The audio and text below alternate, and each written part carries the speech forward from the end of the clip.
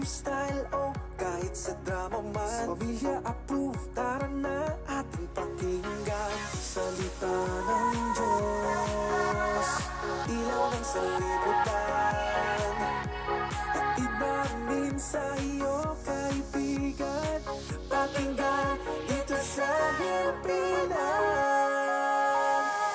Your life, your radio, it's Life Radio, not just radio, it's Life Radio. Your life, your radio, it's Life Radio, not just radio, it's Life Radio.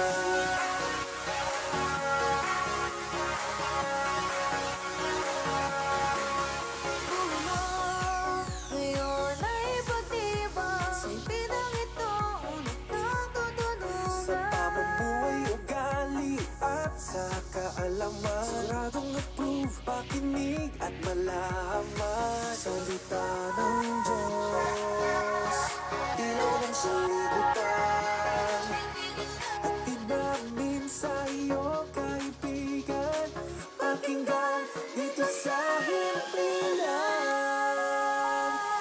Your life, your radio, it's Life Radio, not just radio, it's Life Radio. Your life, your radio, it's Life Radio, not just radio, it's Life Radio.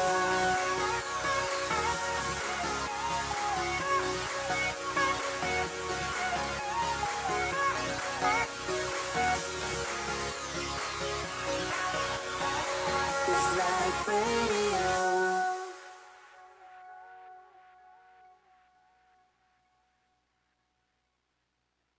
Sana lumago tong business ko. Dapat maging sikat o famous. Madam, di mo na kailangan ng genie para mangyari yan. Ang dapat mong gawin ay ang magpa-advertise. Gawing sikat ang iyong negosyo sa pamamagitan ng pagpapa-commercial sa pinakamalakas na AM radio station sa Southern Tagalog Region. Ito ang Life Radio Southern Tagalog, DZAT 1512 kHz. Rinig sa buong Quezon Province, pati sa mga kalapit lalawigan at iba pang mga bayan. O, ha? Magiging famous ka talaga. Hindi lang yan, pati sa mga Facebook page, live programs, YouTube at website, kasama ang commercial mo. Gusto ko yan! Tawag o text na sa kanilang marketing hotline 0948-664-9433 0948-664-9433 o mag-chat sa official Facebook page Life Radio Southern Tagalog DZAT. Pa-commercial na! You are listening to DZAT Live Radio. Tatak Totoo. Ito ang DZAT 1512 kHz Live Radio, ang pinakamalakas na AM radio station sa Southern Tagalog Region. Ang kalusugan ay yaman, kaya naman dapat alagaan. Narito na ang programang Hatid ay Dagdag Kaalaman tungkol sa mga benepisyo at tulong na hatid sa atin ng PhilHealth. Dito sa Alagang PhilHealth sa DZAT Live Radio. Alagang PhilHealth sa DZAT Live Radio.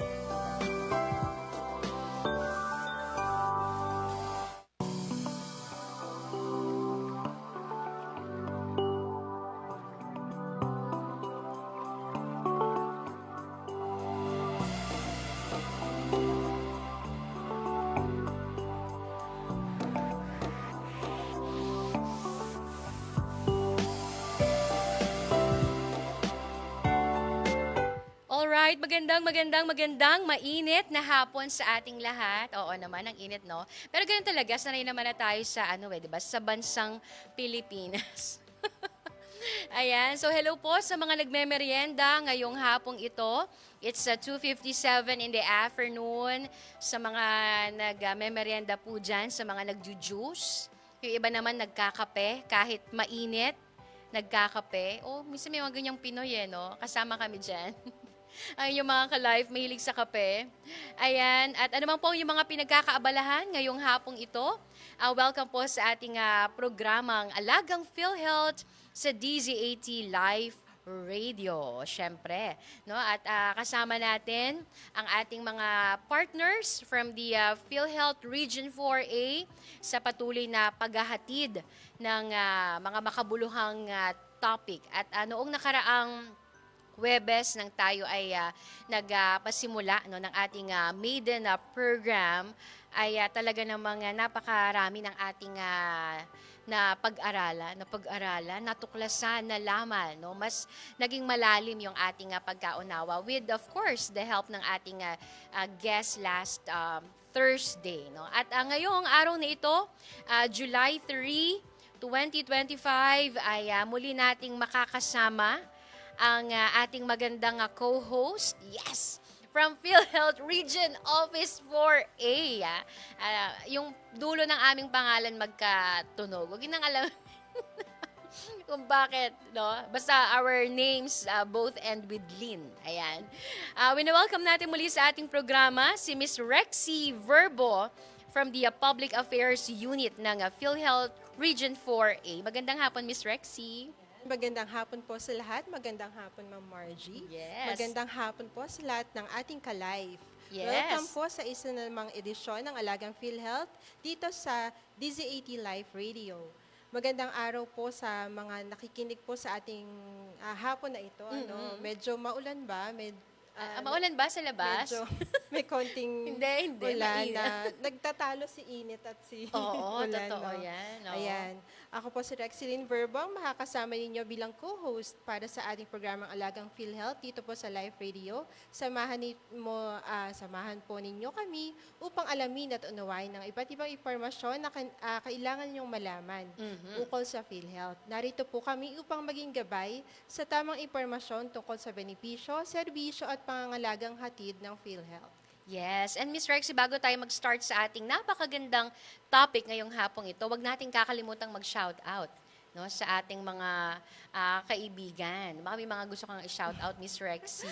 Ayan, shout out muna syempre sa ating mga early listeners ngayon dun sa mga ka-live natin na nakikinig ngayong hapon na ito. Gayon din sa ating mga kasamahan dyan sa PhilHealth Regional Office 4A at sa ating mga local health insurance offices sa Cavite, Laguna, and Quezon. Yes, no. At binabati natin ng magandang hapon yung mga nakasubaybay din sa atin sa ating Facebook page, yung mga nakikinig sa atin sa radyo.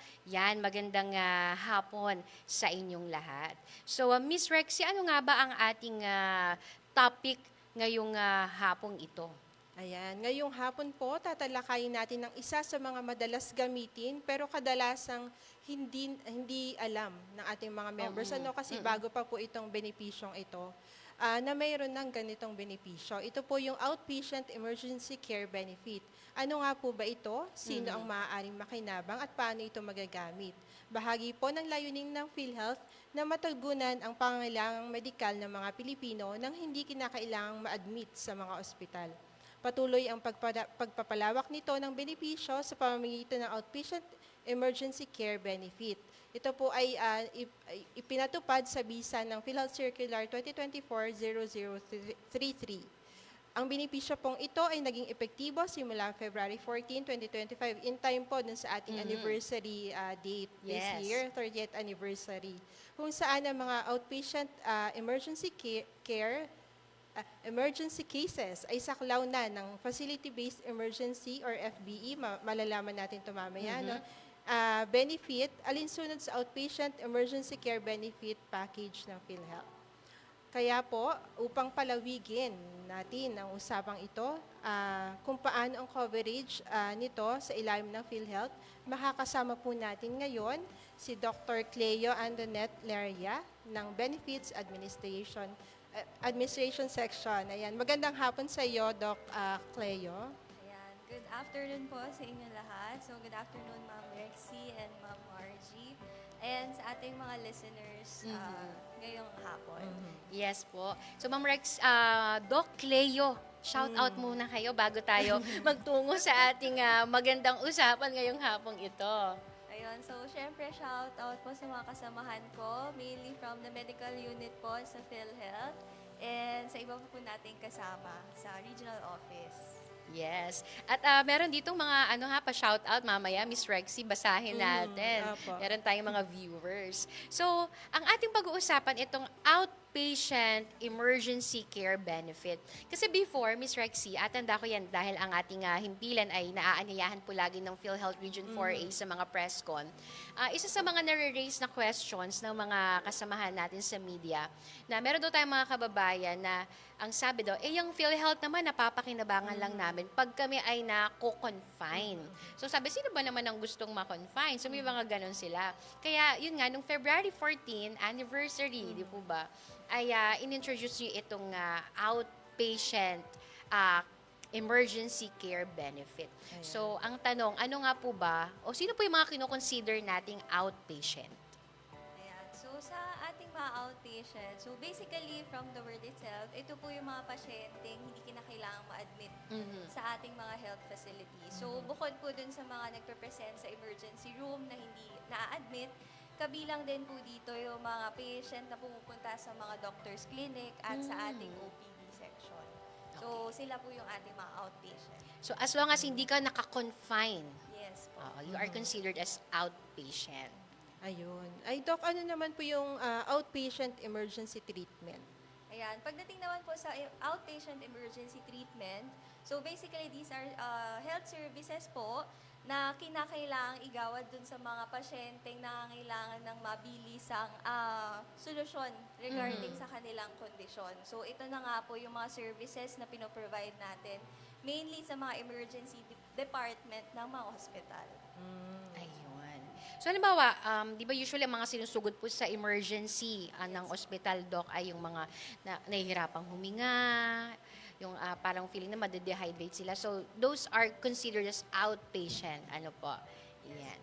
Ayan. So ano naman po ang sakop na serbisyo sa emergency outpatient care? Okay, so sa outpatient benefit care package natin, basically lahat po ng services. So meaning yung mga services na ibibigay sa pasyente at saka yung mga gamot na ibibigay sa kanya ay kabilang po sa mga covered ng benepisyo. So ito lang po, doon lang under sa circular natin, may listahan po tayo ng mga services na yon. So we have around 343 services na nakalista po. So it includes yung mga laboratories, Apo. mga imaging po natin, at syempre yung mga gamot. I see. So, Doc, ano yun? Pagka sila ay outpatient, di ba minsan may mga instances na kailangan nilang bumili from outside the pharmacy, lalo na kung ang hospital na napuntahan nila ay mga rural hospital. Doc, yung mga resibo kailangan nila i-keep. Tama po ba? With regards po dun sa mga medicines na binili outside, ang usually po kasi nangyayari, ang nagpa-file po ng claims natin is mga hospital. So, yung reimbursement po ng mga nabiling gamot from outside is pwede na lang i-reimburse depende kung sa policy ng hospital kung saan ni-render or kung saan ni-request po yung ating mga gamot. But under the OECB po kasi, yung ating mga medicines na sakop nito, these are just the medicines na i-administer mismo at the time of the emergency. So, hindi po sakop nito yung mga take-home medications natin kung saan magiging out-pocket na po ito ng ating mga pasyente. Po. Ayun. Okay. Ay, Doc, ano naman po yung PhilHealth Outpatient Emergency Care Benefit Package? Ano yung pinakasakop po nito? So basically, under this benefit, so kung makikita natin sa circular, meron po tayong dalawang benepisyo. So yun na una po is yung ating facility care benefit at yung pre-hospital emergency care benefit. So sa ngayon po, ang fully implemented pa lang po natin is the facility care benefit. Meaning, ito po yung mga services and therapeutics na ibinibigay sa loob ng emergency room. So, ito po yung kiniklaim natin ngayon. While on the other hand, yung atin naman pong pre-hospital benefit, ito naman po yung ang goal po nito is i-cover yung mga services na nire-render during ambulance transport. So, meaning, in a case na gumamit ng ambulansya ang pasyente patungong emergency room, yung kanyang transportation cost using the ambulance. At the same time, if may mga services at gamot na i-administer during transport, so ito po yung mako-cover ng ating pre-hospital benefit. Kaso sa ngayon po, ito po ay under study pa. So meaning, hindi pa siya na-implement and hindi pa po siya maaaring i-avail ng ating mga patient. Okay.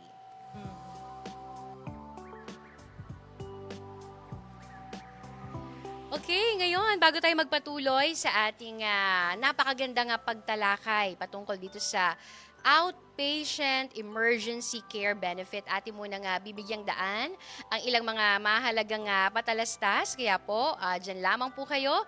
At kung meron kayong mga katanungan, huwag kayong mahihiyan na mag-message po sa amin sa ating Facebook page, sa ating live program, para mamaya po ay masagot ng ating pong mga kasama from PhilHealth Region 4A. Magbabalik po ang ating programa. Saan kayo pupuntang mag-anak? Mamasyal ba kayo? Hindi, Mare. Magpupunta kami sa health center, magpapa-check up ako at ang mga bata. Wow, big time ka talaga, Mare. Malaki-laki ang magagastos mo dyan. Uy, hindi Nag-avail kasi ako ng konsulta package ng PhilHealth. Sagutan check-up at health screening. May lab test din at mga gamot at ang maganda pa dito, kasama ang mga dependents. Sulit na sulit, diba? Para maiwasang lumala ang sakit, magpakonsulta na. Para sa iba pang detalye, bisitahin ang www.philhealth.gov.ph. Mga kababayan, kayo ba ay may nararamdamang sakit sa inyong katawan? Huwag itong pabayaang lumala. Magparehistro na sa PhilHealth Konsultasyong Sulit at Tama o konsulta sa pinakamalapit na local health insurance office o sa pamamagitan ng PhilHealth Member Portal na matatagpuan sa www.philhealth.gov.ph. Sagot dito ang check-up, health screening, laboratory at mga gamot batay sa kondisyon ng pasyente. Para sa iba pang detalye, mag-post ng tanong sa official Facebook page ng PhilHealth. Para maiwasang lumala ang sakit, magpakonsulta ka na. Masama pakiramdam ko, pero pagka di ba biyahe, paano ang kakainin namin mamaya? Bakit hindi po kayo magpa-check up sa doktor? Mag-asos magpa-check up, iya. Huwag mag-alala. May konsulta package ang PhilHealth para sa lahat. Kung saan sagot ang konsultasyon, laboratory at gamot, laban sa hika, hypertension, diabetes at iba pa. Libre to. Talaga? Sige, magpapa-check up na ako. Alamin ang konsulta provider na malapit sa inyo. Bisitahin ang www.philhealth.gov.ph. Mare, may PhilHealth ID number ka na ba? Oo naman, pero hindi pala ito sapat. Dapat ay updated din ang ating record sa PhilHealth.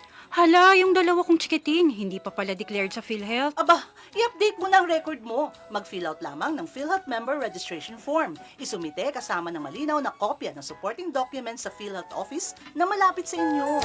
Correct, Mare! Para sa iba pang detalye, bisitahin ang www.philhealth.gov.ph. Teka, alam niyo na ba ang latest? Ang benepisyo ng PhilHealth para sa hemodialysis ay pinalawig na mula 90 hanggang 156 sessions. Sagot na ng PhilHealth ang kinakailangang dialysis ng mga pasyente para sa buong taon.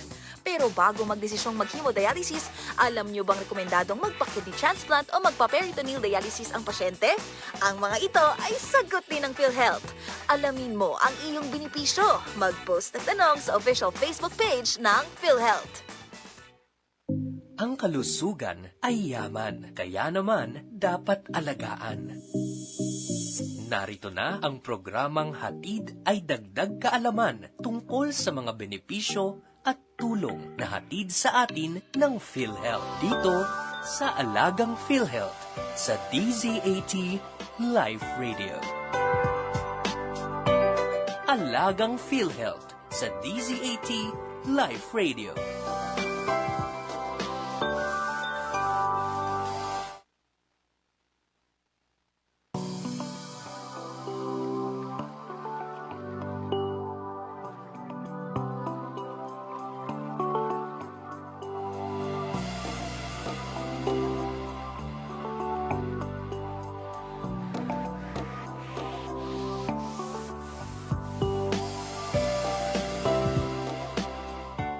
nagbabalik po tayo sa ating programang ito ng Alagang PhilHealth sa DZ80 Live Radio. Ayan, binabati natin taga Cavite, may nanonood sa atin from Noveleta, Cavite, si R. Christian Roda. Ang sabi niya, have a blessed Thursday afternoon everyone on Alagang PhilHealth.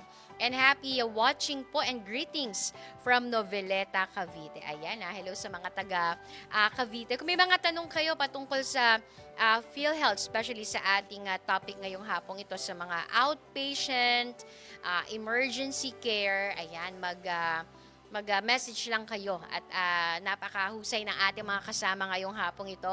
Kayang sagutin ano man ang inyong katanungan. Ayan, meron na namang nag-message tungkol dun sa membership pero mamaya babalikan natin yung kanyang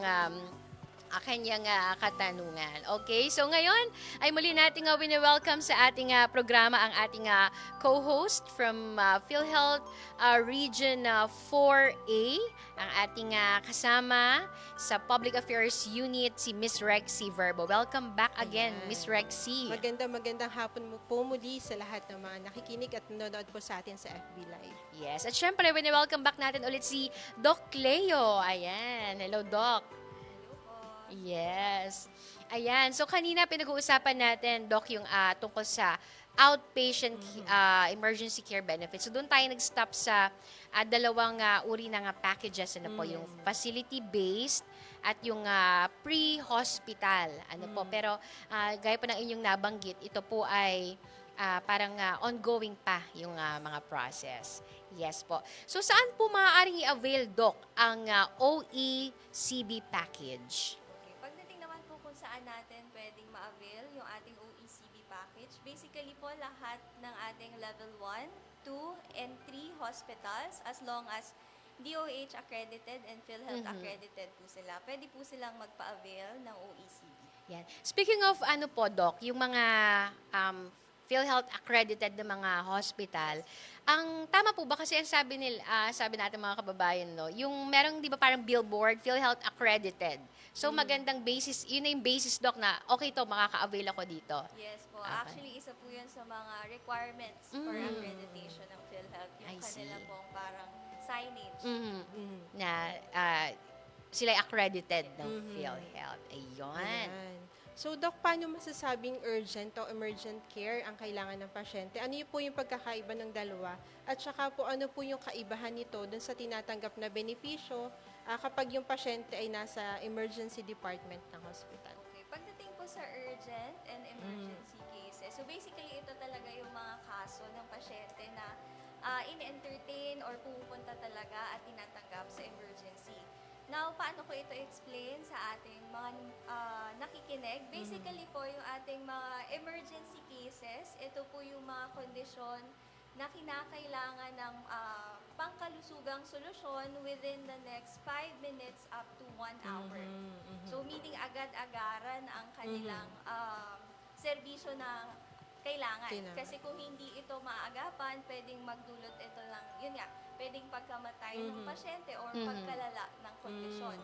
While yung ating urgent cases naman, ito naman po yung mga kaso or kondisyon na kailangan pa rin nila ng agarang solusyon or mga pangkalusugang serbisyo. Yun nga lang, ito they can wait up to 4 hours. Okay. So, ito naman ang difference nito with OPD, syempre yung ating mga OPD, sila naman yung pwedeng pagka-uwi na lang yung kanilang management. So, hindi lang i-manage on the health facility. Pag-uwi, tsaka nila i-take yung mga gamot. So, yun po yung difference niya between emergency and yung ating OPD department or dun sa ating mga clinic or doctor's clinic. Ayan. Okay. So, sino po, Doc, yung maaaring makapag-avail ng OECB package?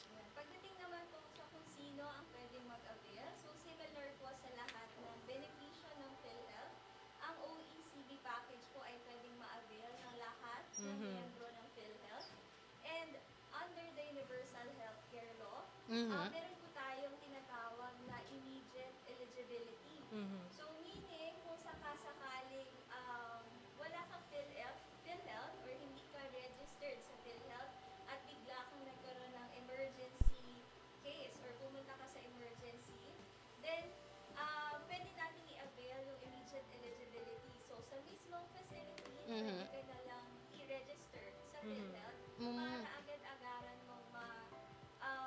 Avail. Ayun. So, nakapakaganda kasi right there, no? Kumbaga, yung nag-offer ng help, di ba? Hindi parang, bahala ka dyan.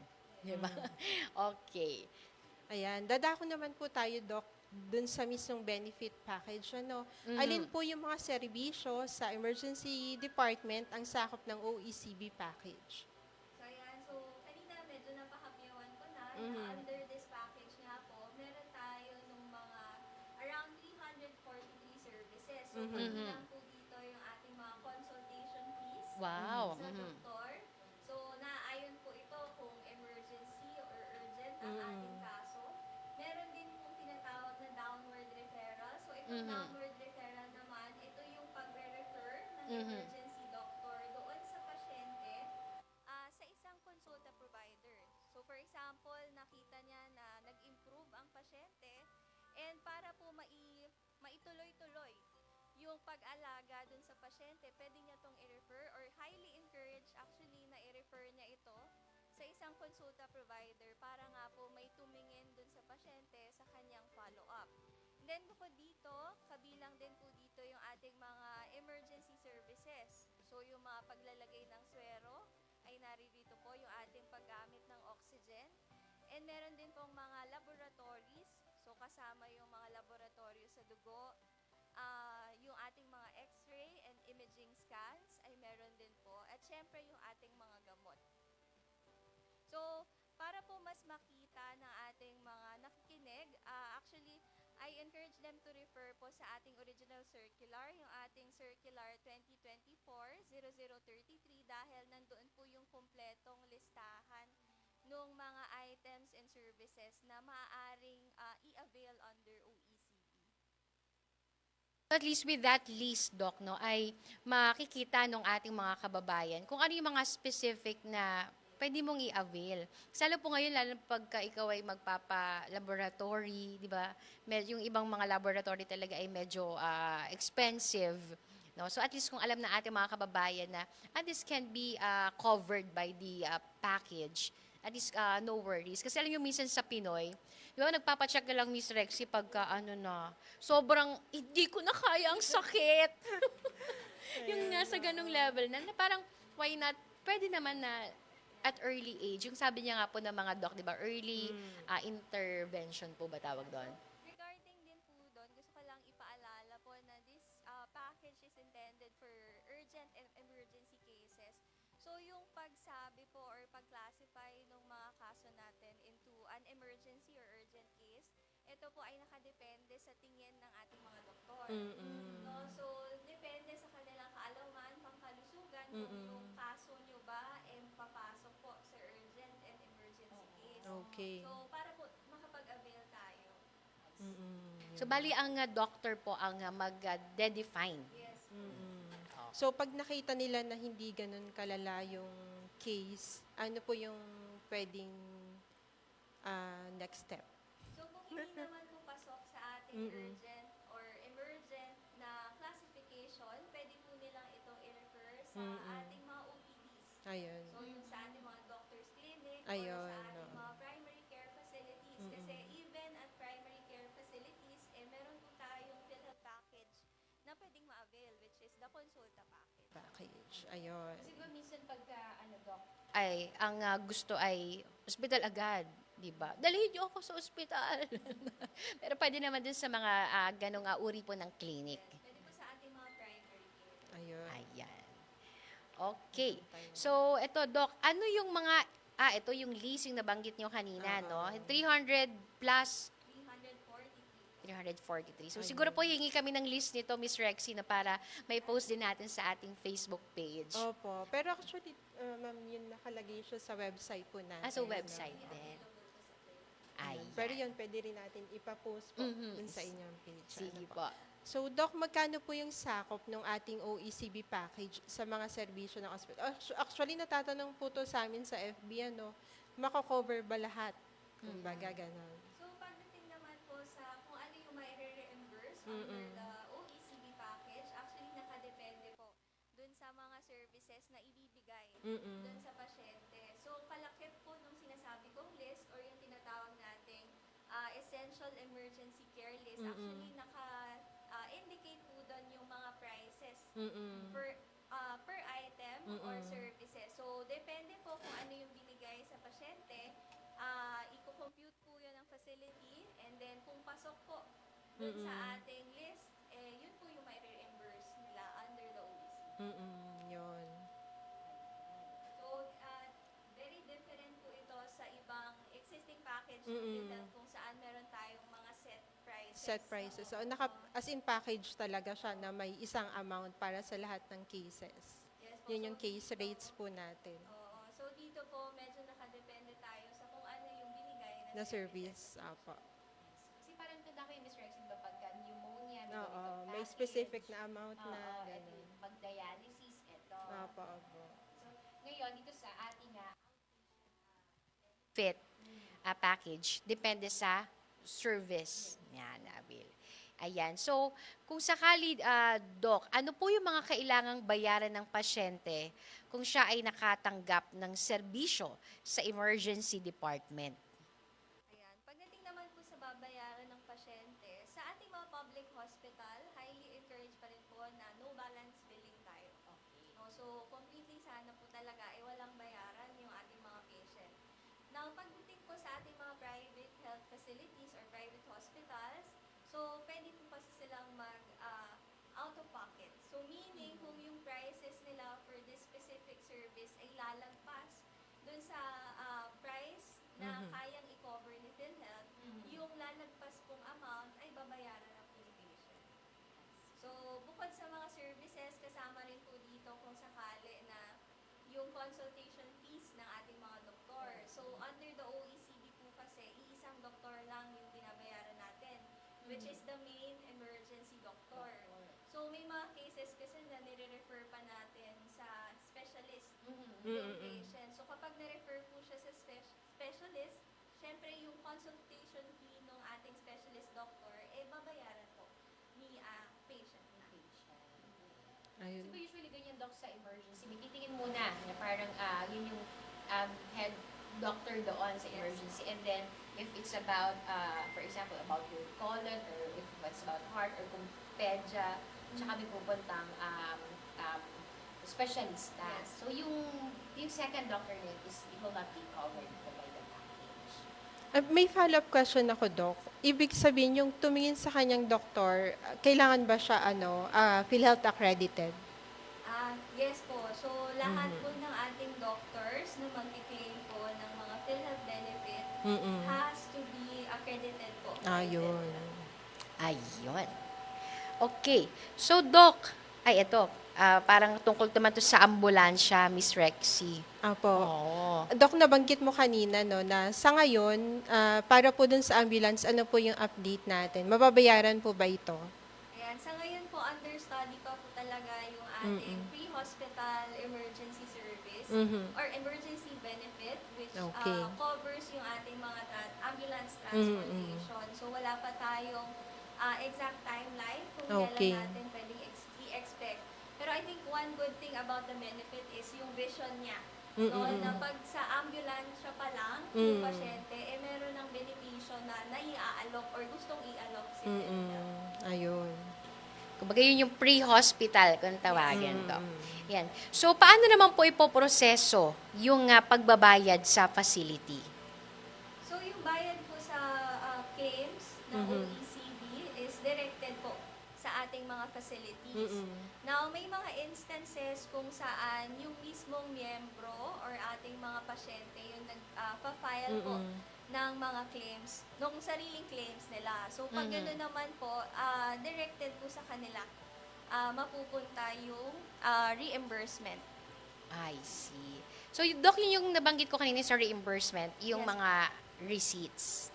Tama po ba? Ikikip nila? Yes po. So, kung direct filing, pwedeng po nilang itabi yung receipts. So, ang official na tatanggapin po ni PhilHealth is the statement of account with the itemized billing po from the hospital.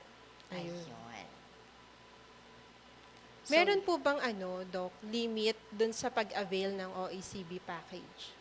Okay, pagdating po sa limit, as to policy po, ay wala tayong limit sa pag-avail ng facility. So, isang classic example kung saan makakatulong yung ganitong klaseng provision ng polisiya is kapag may mga asthma patients tayo kung saan madalas nagkakaroon sila ng exacerbation or madalas inaatake ng hirap na paghinga. So, may mga immediate services kasi tayo na madaling nagre-relieve ng ganong sintomas at eventually napapauwi sila. Then, a few hours later, bigla ulit babalik yung sintomas. So, yung mga ganong instances, so multiple times na pagbalik sa loob ng isang araw, pwede nilang i-avail yung ating OECB. So, ito naman po is as long as makakategorize pa rin sila by the attending doctor as emergency or urgent. Ayun. Okay. So yan meron tayong mga texters na nagpapadala ng kanilang mensahe sa ating programa patungkol dito sa ating pinag-uusapan at tungkol sa outpatient benefit package. Kaya po sa mga taga-subaybay natin sa radyo, maging sa ating pong Facebook page, mag-message lang po kayo ng inyong pong mga katanungan para mamaya po ay masagot ni na Miss Rexy at ni Doc Cleo. Okay. So ngayon, bibigyan daan muna natin ulit ang ilang mga paalala mula po sa PhilHealth.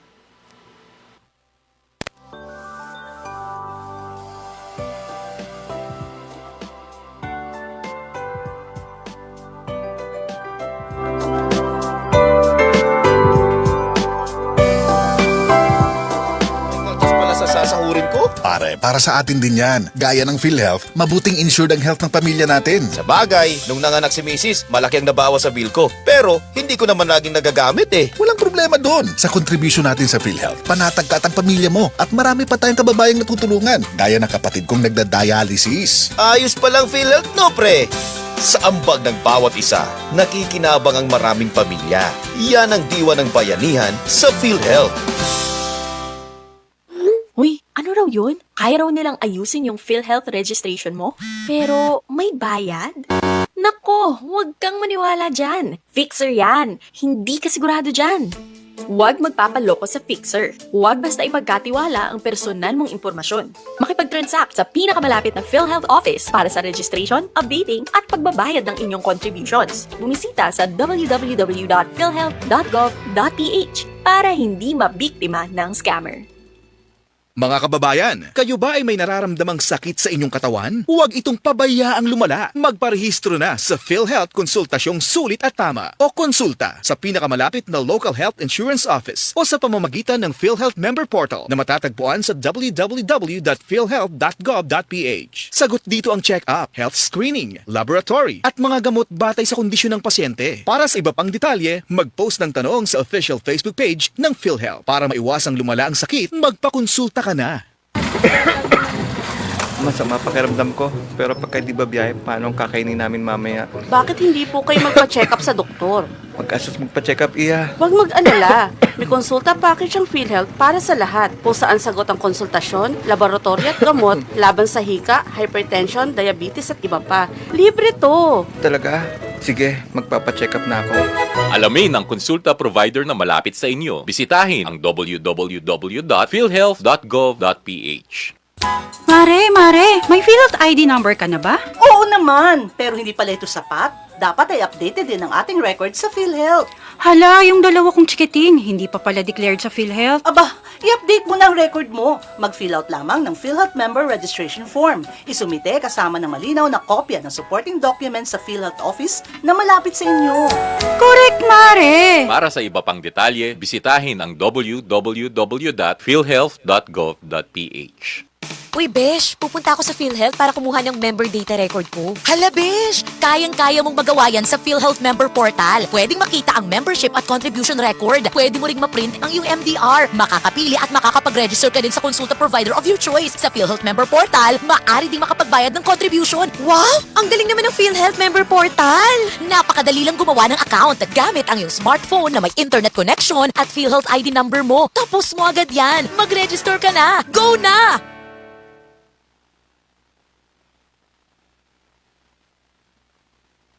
Ang kalusugan ay yaman, kaya naman dapat alagaan. Narito na ang programang Hatid ay Dagdag Kaalaman tungkol sa mga benepisyo at tulong na hatid sa atin ng PhilHealth dito sa Alagang PhilHealth sa DZAT Live Radio. Alagang PhilHealth sa DZAT Live Radio.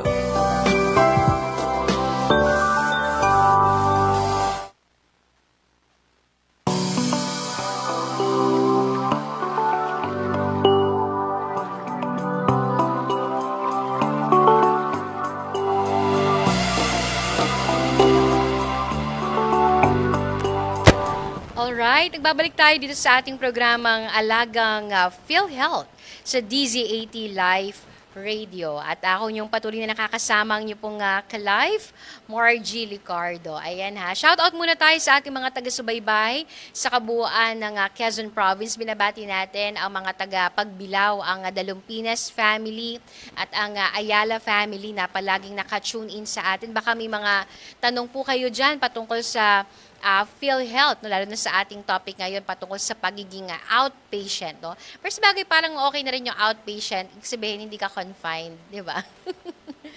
Sabi nga, nung nakaraan, meron akong nakita, ma-share ko lang. Merong isang hospital, private hospital dito po sa Lucena, na meron silang parang nag-unveiling sila ng isang new facility. So, pumunta kami doon. And then, nakita ko dun yung doc ng aking pong mga bagets, ng aking kids. So sabi ko, Doc, gusto ko na yung ganitong pagkikita natin sa ganitong scenario kaysa nakikita tayo dahil may sakit yung anak ko. Sabi niya, oo nga ma'am, mas okay naman po yung gano'n, no? Kaya sa ating mga ka-live, gaya ng ating official intro, di ba, ang kalusugan ay kayamanan, health is wealth. At salamat dahil may PhilHealth, di ba, na laging nakaalalay sa atin. Kasi before, diba parang may emergency cases na takot ka pang magpa-ospital. Narinig ko yung sa mga drama eh. Ay, wala tayong pambayad sa ospital, anak. Mga ganong scenario, diba? And good thing merong PhilHealth na umaalalay sa atin. Opo. Yes. So ating pinag-uusapan po yung patungkol pa rin dito sa ating outpatient emergency care benefit or OECB. So may tanong pala, Doc. Di ba, pag nasa emergency room ka, so i-assess ka, doon malalaman kung for admission ka or kung ikaw ay papauwiin na. So, di po ba, syempre, nakahiga yung pasyente. So, may mag-aasikaso ng kanyang mga papel. Pwede naman yung kahit sino, basta among the relatives po ng pasyente.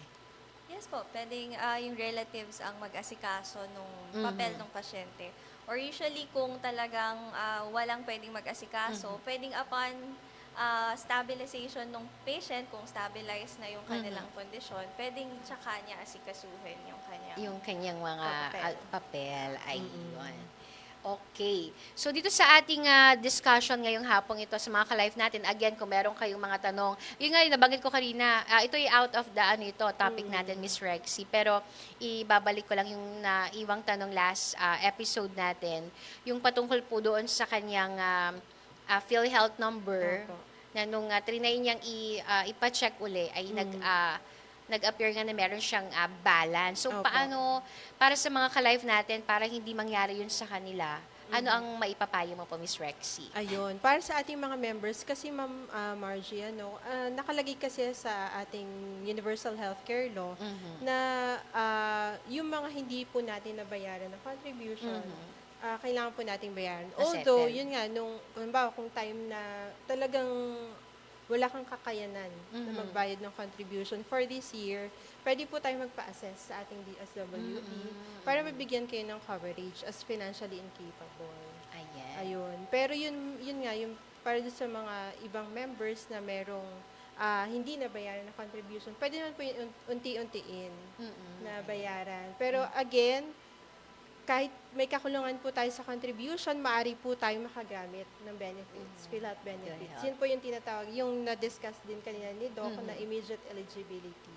Ayun. Okay. So, ang gaya na ating naging discussion last week, napakahalaga nung pagpapa-update.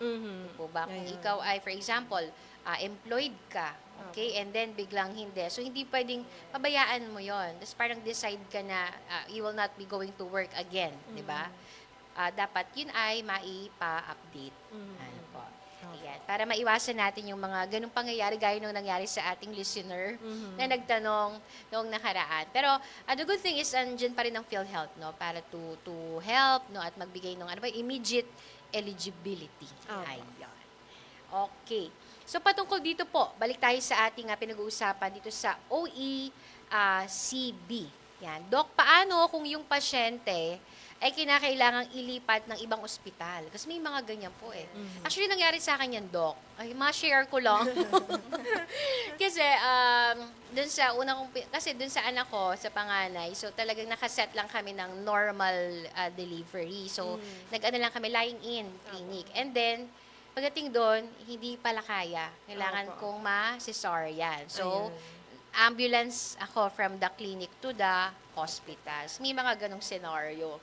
So, pag ganun po ba, maaari po, ito naman hospital to hospital.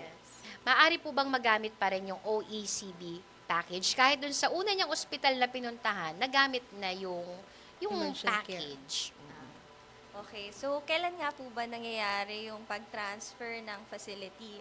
So usually may dalawa tayong common situation kung saan nangyayari yung pag-transfer ng pasyente. So first po is kapag may ibang preferred hospital yung ating patient. So pwedeng, for example, nagta-travel siya coming from Bicol, nagkaroon ng emergency, nagpa-consult sa isang sa mga hospital dito sa Quezon, pero technically nakatira siya sa Manila. So, choice niya na mag-transfer from a hospital in Quezon going to Manila. So, isa po yun sa mga situation na yun. And ang pangalawa po is, hindi maiiwasan, may mga facility pa rin po tayo na talagang napupuno ng pasyente. And yung mga patient nila sa emergency room for admission, hindi na nila ma-accommodate as inpatient. So wala silang choice kundi i-transfer yung mga pasyenteng ito sa ibang ospital. So yun po yung dalawang klaseng scenario na pinaka-common kung saan nangyayari ito.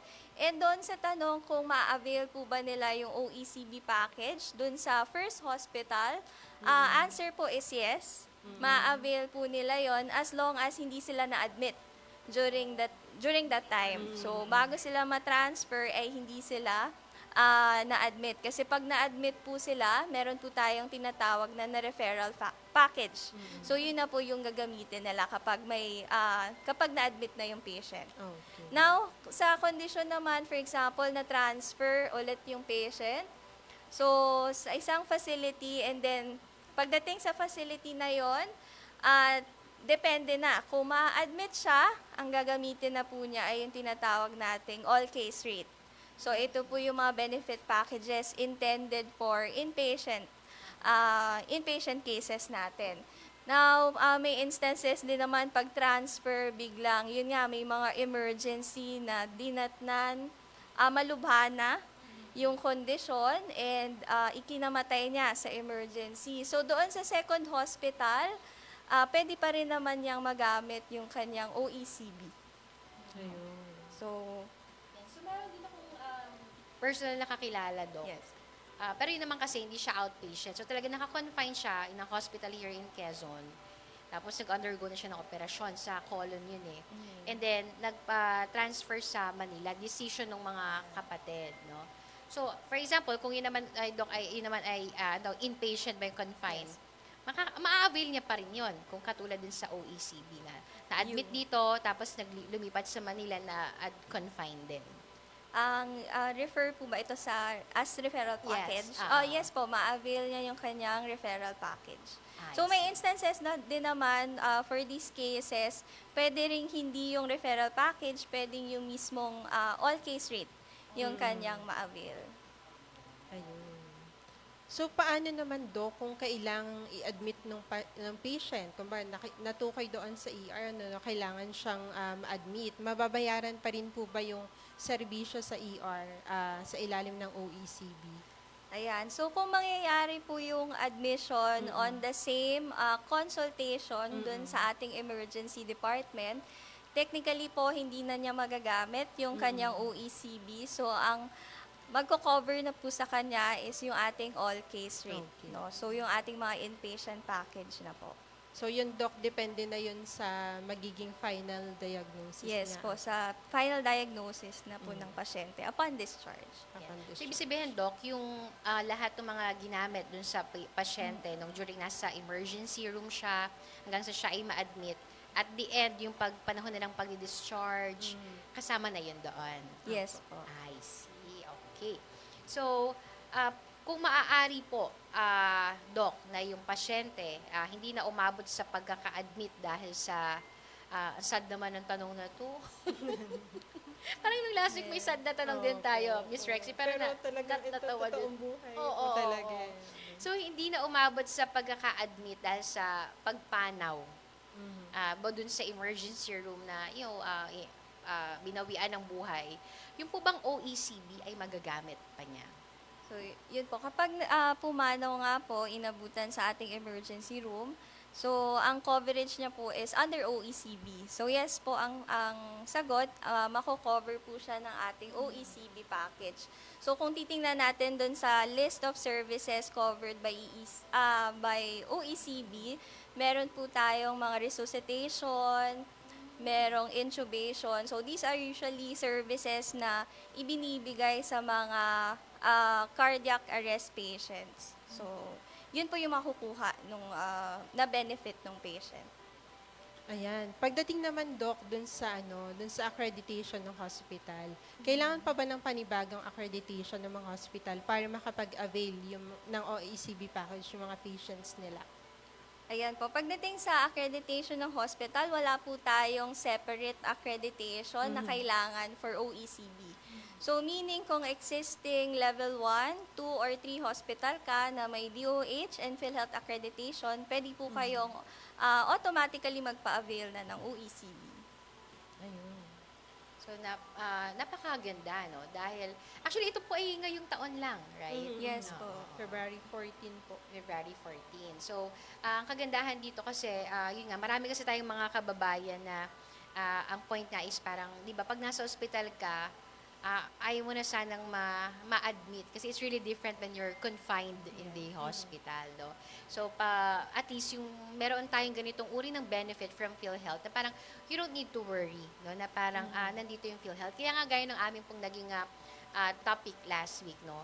Na ang essence talaga ng PhilHealth is bayanihan, di po ba? Parang to help those who are in need.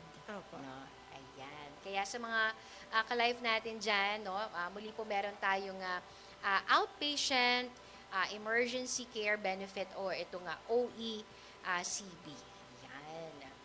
Okay. Meron tayong tagapanood from Brunei, nanonood po sa atin, si Tropsmat. Ayan hello. From Brunei. Ganun din, Marius Malyari nanonood sa atin from Katanawan, Quezon. Yan. At si Sir Al Ruiz nanonood sa atin from Marikina City. Yan. So, Miss Rexy, baka meron kang mensahe para sa ating mga ka-live, sa ating mga taga-subaybay na nakikinig sa atin sa radyo at nanonood sa Facebook. Ayan. Banggitin ko lang tong ano siya, ma'am, related dun sa ating topic, yung extension advisory 2025-0030, yung extension po ng claims filing on PhilHealth OECB package. Ayan. So nagkaroon po tayo ng advisory para dito. Ito po ang nilalaman po nito is nagkaroon ng extension ng 180 days. Nabigay po para given to the claims for emergency cases in accordance with PhilHealth Circular 2024-0033, yung para sa implementing guidelines on the PhilHealth Outpatient Emergency Care Benefit Package. So this advisory po covers the availment period starting February 14, 2025 and until the date of the publication ng advisory, which is noong June 4, 2025. So the extension applies to the following: beneficiaries with availment of OECB reimbursement on the same period who have not yet submitted their claim for direct filing to PhilHealth, and health facilities with deducted OECB package claims that have not submitted through e-claims within the same period stated po kanina, February 14 to June 4.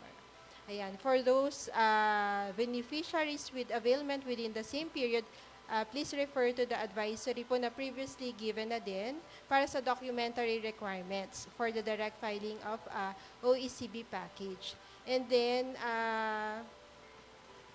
ito finally, there will be no more extension of the filing of OECB package claims after the publication of this advisory unless otherwise rescinded.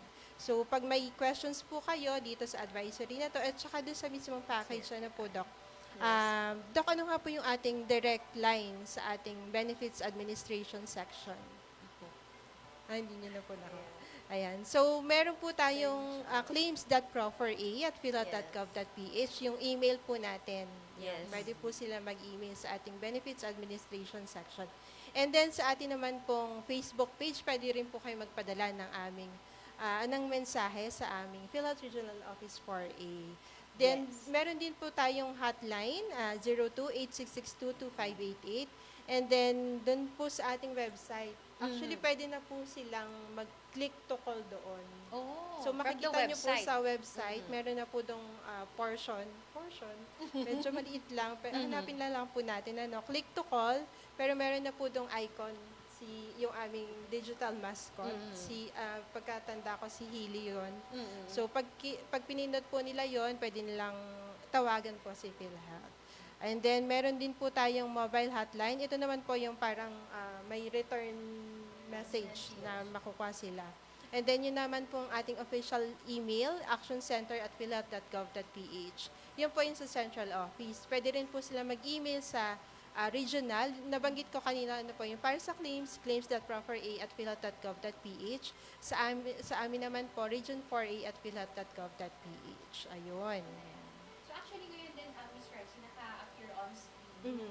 Isa natin doon poster tungkol sa OECB. So yung mga nakaspecify na mayroong mga nakaspecify na mga services. No? So, nakalagay doon na inclusion, yung diagnostic services. Sige, pakita natin on screen, Master Tech. Ang nakalagay doon, yung diagnostic services. No? Yung ABG, electrocardiogram. Kasama din yung ER bed. Yung emergency bed. Yes. Oo, kasi di ba, lalo na sa mga private hospitals, may bayad yun. Iga mo lang, may bayad na yon. Even the consultation. Kasama rin dyan yung mga emergency services, no? Yung IV insertion. Ano po ito? Yung dextrose? Yes po. I see. Yun. Nebulization, oxygen, vital signs at iba pa. Kasama rin ang imaging, CT scan, X-ray, ultrasound. So, ibig sabihin, habang nasa emergency room ka, bawa ang dinadaing po ay sakit ng tiyan. Yes. So, ang basta sabihin ay kailangan i-ultrasound.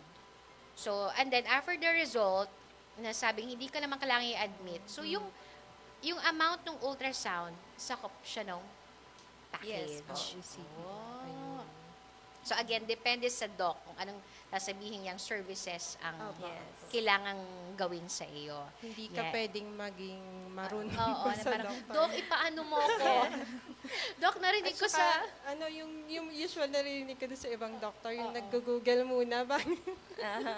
Actually, meron akong kausap na isang doctor, sabi niya, alam niyo ma'am, not everything on the Google ay iba pa rin pagka, sa ano kayo kasi na-search ko sa ito daw dapat di ba? Ay, ito yan, baka may ganito akong sakit. No? So, it's different pa rin pag nagpa-consult ka talaga. So, professional. Tsaka, in addition to that po, medyo setback din kasi yun sa facilities. Kasi kapag nakakita kami ng mga claims with charges na unnecessary naman dun sa case ng pasyente. So, yung facility din yung nagsasuffer. Kaya, very careful din yung kanilang mga doktor with that. Tsaka, alam ng mga doktor. They know what they're doing. Yes. Actually, nga yung mga sinasabi rin namin sa mga ibang, kasi meron din tayo isa pa pong programa dito na about din sa health. So sabi, huwag kayong matakot sa doktor. Hindi natin sila kaaway. Hindi sila kontrabida sa ating buhay. Kasi iba, ayaw nila kasi malalaman daw yung sakit. Yung mga gano'n, no? But anyway, sabi ko, they know what they're doing. They know kung anong kailangan mong, Doc, gusto kong iganito mo ko. So, alam po nila yon. Okay, gayon din, kasama dito yung laboratory, no? Yung CBC, sodium, potassium, creatinine, fecalysis, tama bang banggit ko, Doc? Yes. Urinalysis at iba pa. Kasama din yung therapeutics, gamot, suppository, IV fluid, eye drop at iba pa. At yung referral sa PhilHealth Consulta Package Provider. Ang daming inclusion, in fairness. Yes. Oo.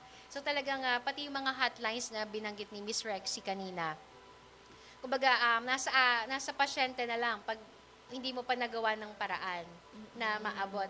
Even sa hospital, meron pong PhilHealth na mag-aasikaso. Tama? May Yes, office may sila. P-Cares tayo. Ano pong tawag doon, Doc? P-Cares po. P-Cares. Ayan. So, hindi kayo kikilos na parang lost sa ospital. Na parang, anong gagawin? No? Sabi nga, wag mahihiyang magtanong. Tsaka sa lahat po ng hospital natin, may mga benefit section din po sila who are in close coordination po sa ating mga PhilHealth offices. Ayan. So, basta mag-approach lang. Kasi minsan may mga kababayan tayo na parang, nahihiya. Ayun, minsan, lalo pagka very inferior, parang nahihiya sila sa mga ganun. Pero sana wag. Kasi, again, may mga taong tutulong. May mga taong mag-a-assist po sa kanila. Okay, so bilang pangwakas sa ating episode ngayong araw na ito, ano ang inyo pong mensahe, Doc Leo, sa ating mga taga-subaybay tungkol sa ating naging topic po? Ayan. So, bago ko mag-message po, may i-add lang po ako regarding sa ating OECB. Kasi nabanggit ko kanina na, yun nga, this package is intended for emergency patient na na-discharge or pinauwi ng ating mga doktor.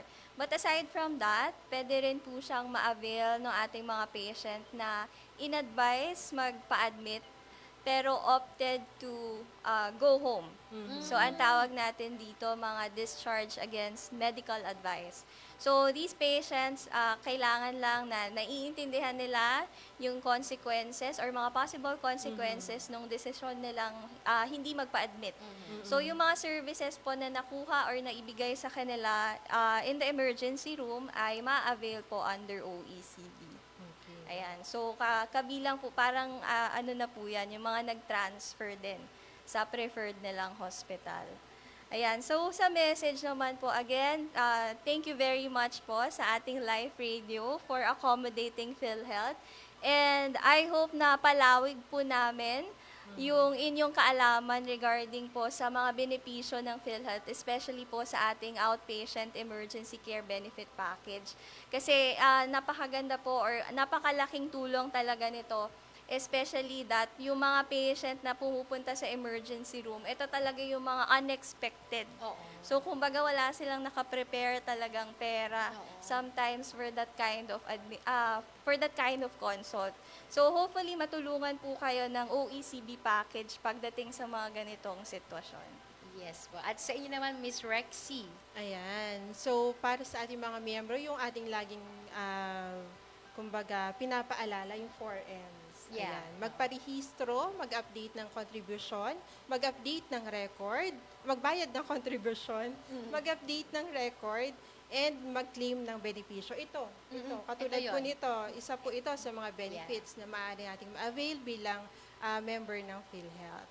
At shout out po sa ating mga kasamahan muli sa ating PhilHealth Regional Office 4A, sa ating mga masisipag na kasamahan po natin dyan sa mga local health insurance offices. Magandang hapon po sa inyong lahat. Pasingit na lang ng isa po.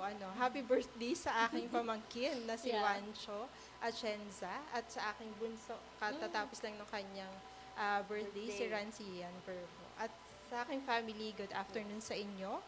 At dyan po natatapos ang ating makabuluhang talakayan ngayong araw dito sa ating alagang PhilHealth sa DZAT Live Radio. Sana'y mas napalalim po natin through ating guest si Doc Leo. Yun pong ating kaalaman tungkol sa outpatient emergency care benefit. Lagi po nating tatandaan na sa panahon ng pangailangan, may PhilHealth kang maaasahan. Maraming salamat po sa inyong pakikinig sa ngalan po ng aming Acting Regional Vice President, si Dr. Edwin Emoriña. Ito po muli si Rexlyn Verbo, kasama nga po ang aming mga kasamahan sa Public Affairs Unit, si Ma'am Sharil, si Eden, si Janelle, si Jude at si Joms. Samahan po muli ninyo kami sa susunod na Martes para sa isa na namang makabulang talakayan dito sa Alagang PhilHealth sa DZ80 Live Radio. Magandang hapon po at ingat po tayong lahat. Yes, maraming salamat po, Ms. Rexy Verbo from PhilHealth Region 4A, maging kay Doc Leo. Maraming salamat. Alam ko na na-enlighten na maigi yung ating mga taga-subaybay ngayon. No? Gaya ng ating nabanggit, ang PhilHealth ay nandyan para umalalay, di ba? Tulong. Kasi parang sabi nga, gaya ng nabanggit, merong benefit. No? Hindi naman sa ipag-pray natin magkasakit tayo para ma-claim yung benefit. Siyempre, maganda pa rin malusog tayo, maayos ang ating katawan. Pero gaya ng ating nabanggit, ang emergency, biglaan yan eh. Diba? It's sudden. It's a sudden situation. No? At the good thing is, sa panahon ng ganito, emergency, meron tayong katuwang, may PhilHealth na alalay sa atin. Alright, so muli po maraming salamat sa inyo pong ginawang pagsama sa amin ngayong hapong ito at muli maraming salamat to Miss Rexy and to Doc Leo. Ako pong muli ang inyong nakasama, ang inyong pong kaibigan, Margie Licardo. Muli ito ang Alagang PhilHealth sa DZ80 Live Radio. Magandang hapon and stay healthy mga ka-life. Bye-bye!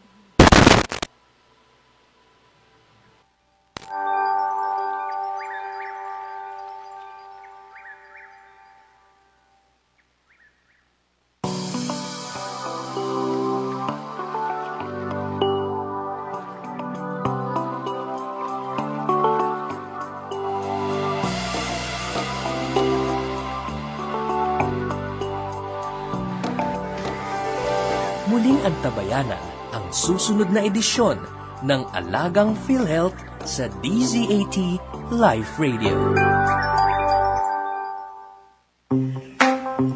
You are listening to DZ80 Live Radio. Tatak Totoo.